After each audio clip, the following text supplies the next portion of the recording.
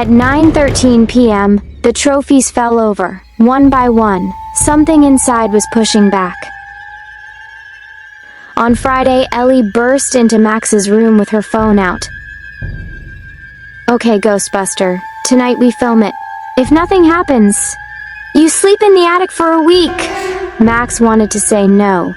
The attic was full of cobwebs and smelled like dust and dead things.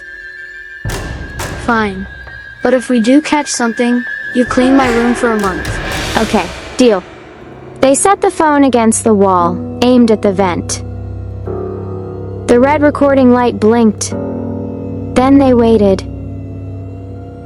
The towel was yanked halfway into the vent before falling to the floor.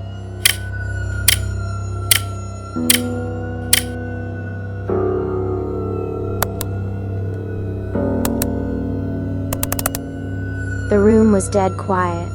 Even the crickets outside had gone silent. The air smelled like wet leaves and rust.